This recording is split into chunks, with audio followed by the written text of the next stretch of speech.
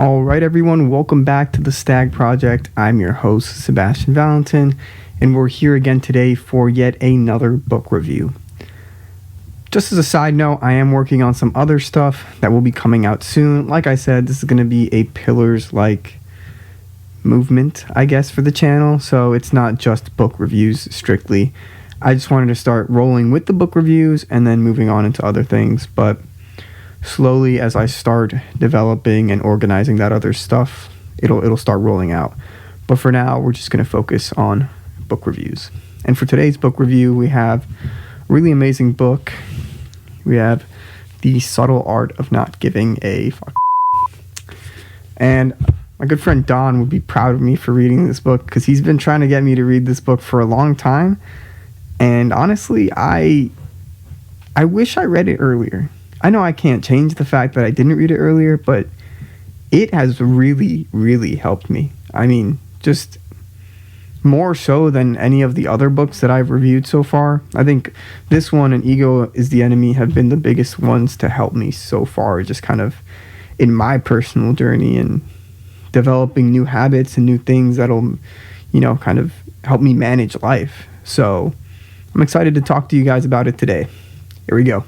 So starting off with a summary of the book, what the book aims to do is essentially provide its reader kind of I don't want to say blueprint, but a guide to how to live a good life.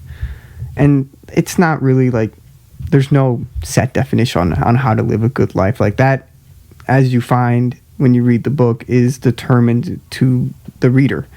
You choose the things to care about that will make your life good. Well, good, in your perspective or however you see it. A lot of the points made in the book are very paradoxical and counterintuitive.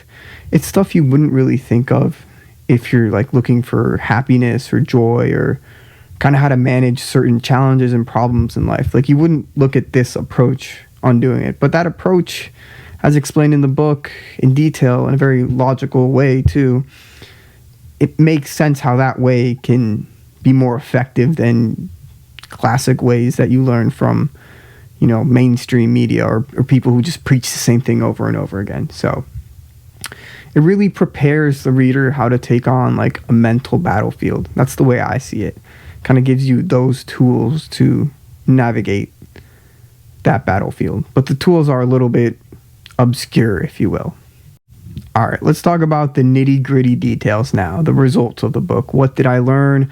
What am I going to apply in my own personal life? And the first point that I wrote down that is, honestly, it's found early in the book, this part, and it's essential throughout the rest of the book, and that because the title of the book can be a bit misleading, like The Subtle Art of Not Giving a Fuck Up, and people think like, oh, not giving a fuck about anything, but that's not at all what it is. Like, the first point is essentially like life is not about caring about nothing.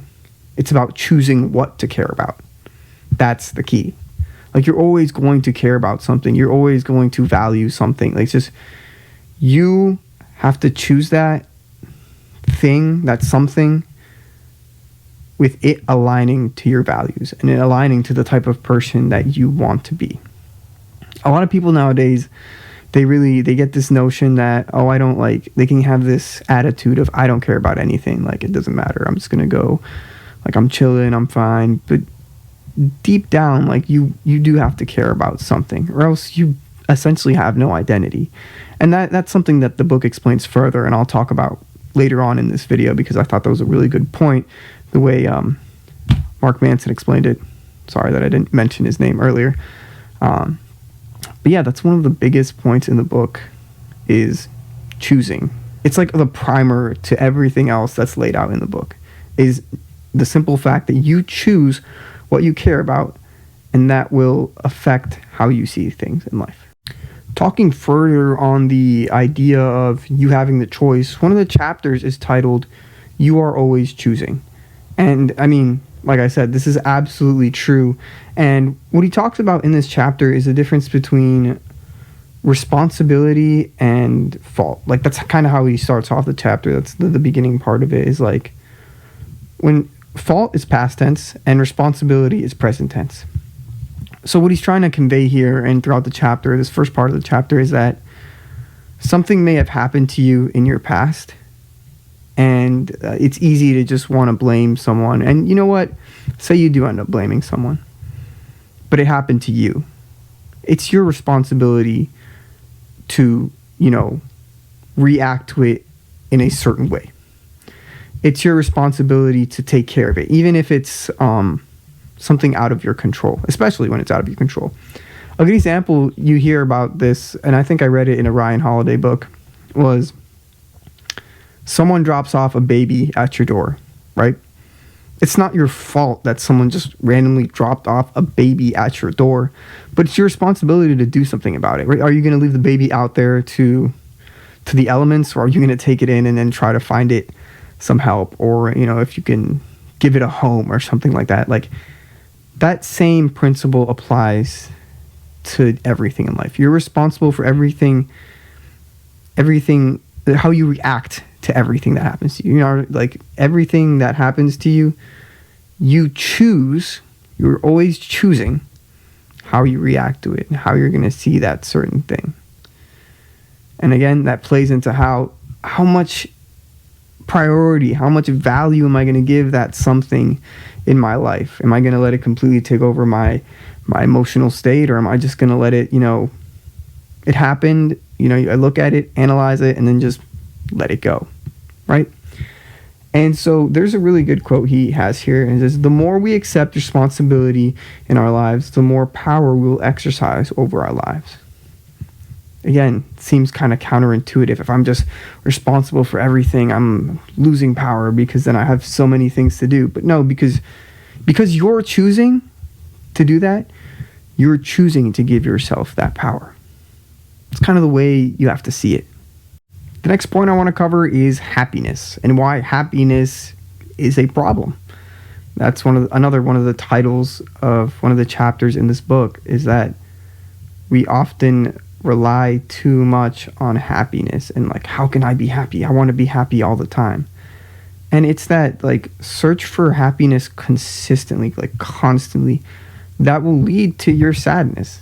Like, you're just always going to be on this like crazy grind to find happiness in every moment in life. And it reminds me of is kind of instant gratification, and in today's society, how we're always chasing that next high, if you will. Like, we always want to be on our phones. We always want to be like looking at the next reel, the next TikTok, like whatever. Like, we're constantly feeding dopamine into our systems. Like, we're just always looking for that happiness.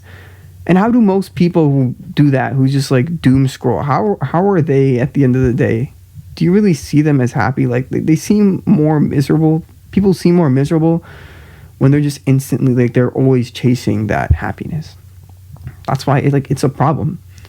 And speaking of problems, that's what life is all about. Life is all about problems and solving them. That's how you get happiness. It's through your problems that you will find happiness, and solving those problems. Moving on to the next problem, solving. Not having everything just handed to you instantly, and like, it's super gratifying all the time, 24/7. No, like, you have to struggle. And again, with the choosing thing in life, like, you have to choose your struggle. What are you going to struggle for? What is worth your time, your energy, and your commitment to struggle for, to lead a life that you want? It might be chasing that degree, chasing that physique.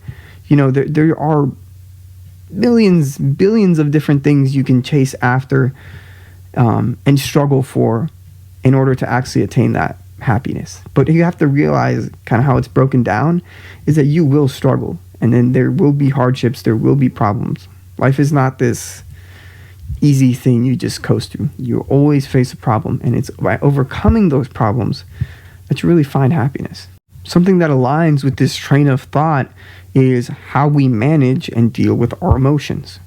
And oftentimes we're over-investing in our emotions, or we're relying way too heavily on our emotions and depending on them. But we really shouldn't put that much faith in our emotions, because they rise and they fall. You like, one moment you'll be happy, and then something can happen within 5 minutes, and then like your whole mood is ruined because you're completely just relying on your emotions. And now, oh, everything's bad, my day's bad, this is bad, X, Y, Z, the other thing. You're being swayed by your emotions, you know?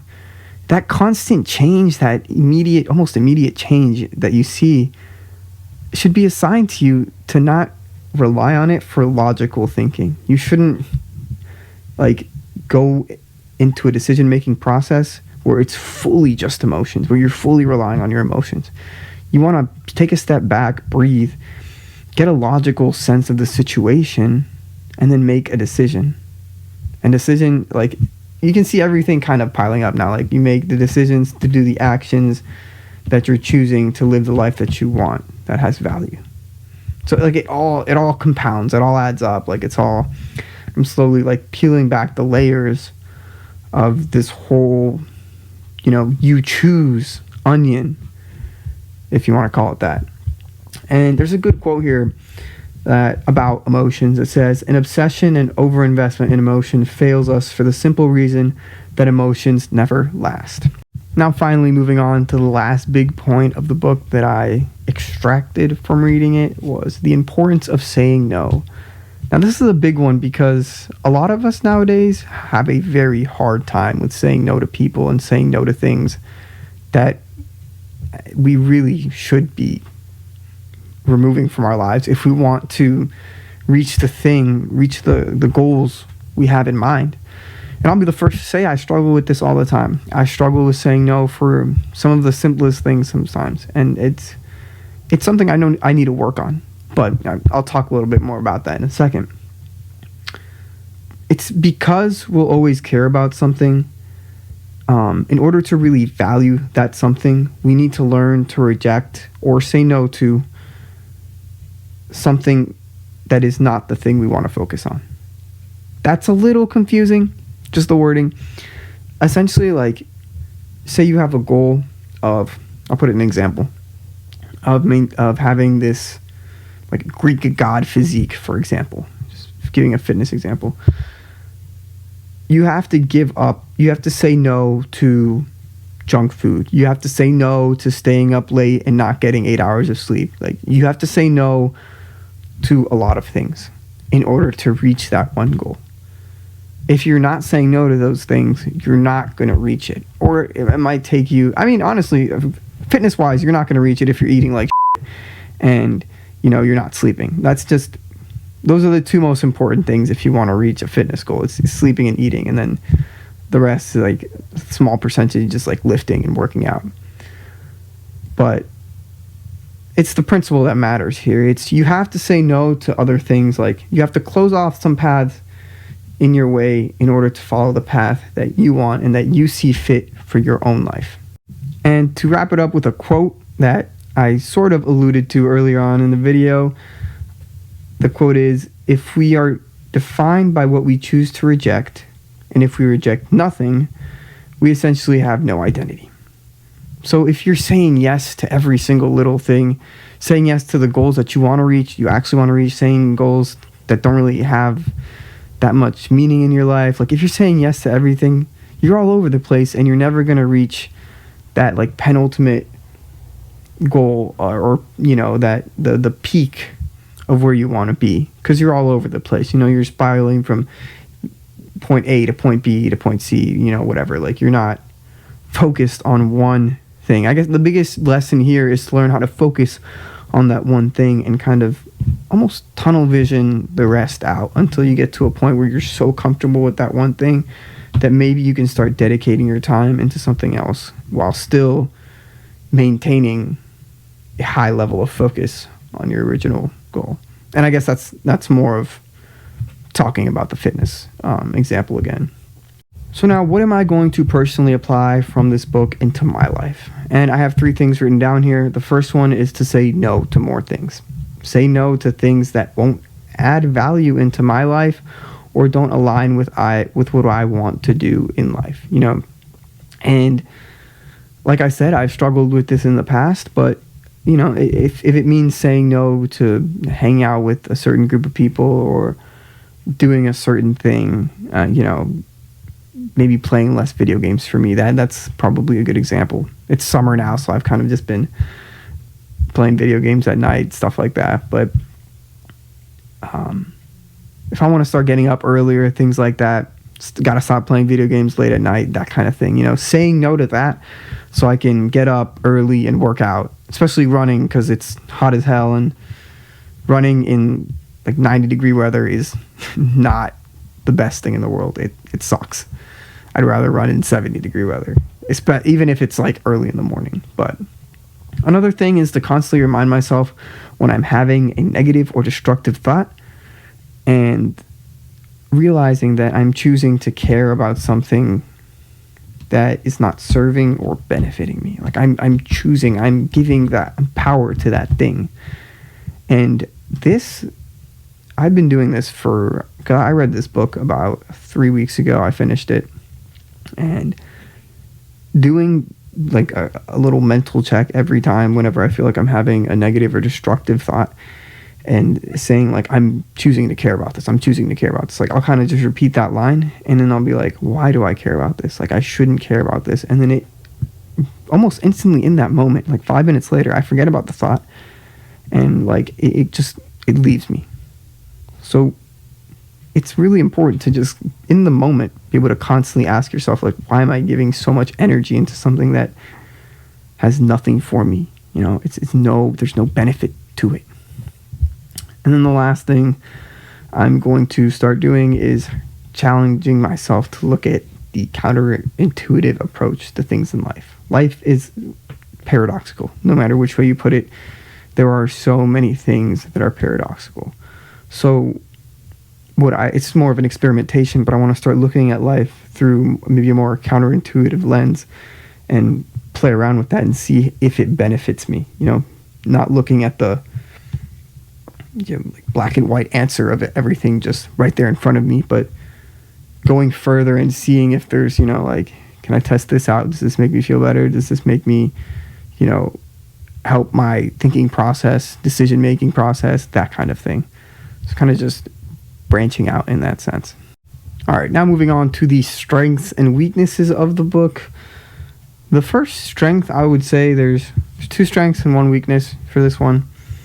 The first strength is it's a very comedic book. It's a lot of like joking around. You feel like Mark Manson's kind of having a conversation with you. It's not like a very strict, like to the rule, to like it sticks to rules. It doesn't do any of that.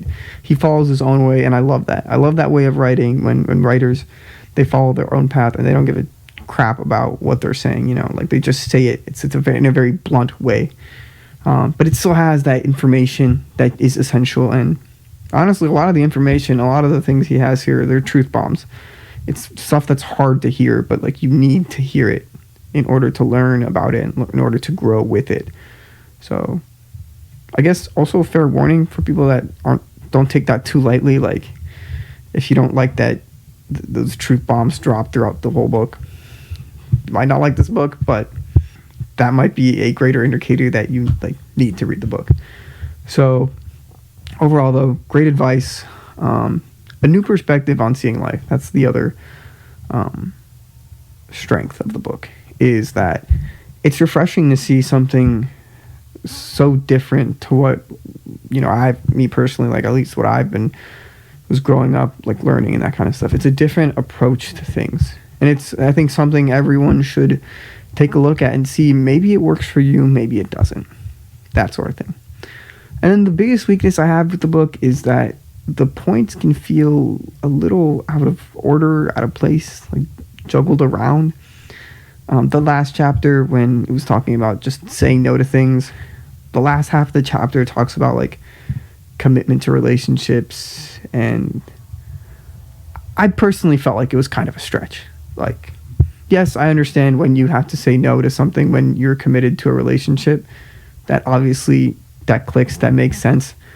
But just the writing, the way it was kind of just structured, it lost its focus on the main idea of the chapter, which was saying no.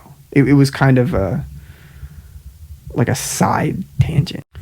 Now for my book recommendation, I would strongly recommend this book to anyone who finds themselves overthinking or who wants their current mindset changed. Like it's an easy read. It's like 200 pages, I believe, and it's not like a terribly long or hard read. I guess the content inside is what might be uncomfortable to read. So like the vocabulary and the words aren't hard per se, but the content of the book is very, like I said, truth bombs being dropped all over the place. But I recommend it for anyone who overthinks and who wants to change their mindset and kind of develop a healthier mindset. Because I think this book, honestly, that's what it does. It's here to give you that healthier mindset, no matter how uncomfortable it may seem to adopt some of the principles taught in this book. All in all, the book is really just good for seeing life differently and, helping you navigate in the sense of finding those things that you really value in life, that you want to value in life, and then choosing to care about those things exclusively, like essentially making like a priority matrix list, if you've ever seen that. That's essentially, I guess, what this book really wants to teach, is that you have to set priorities and you have to set boundaries in life. All right, everyone, that's going to do it for this book review. Thank you guys so much for sticking around. If you guys have any feedback for me or you want to see a specific book review, anything like that, please comment down below. I'll take a look at the book, start reading it, and put out a book review. So again, thank you guys so much for everything. Stay tuned for more and newer things. Trust me, it's been a process, but the new things are going to be rolling out and they will be coming. Thanks again, and I hope you guys have a great day. I'll see you in the next one.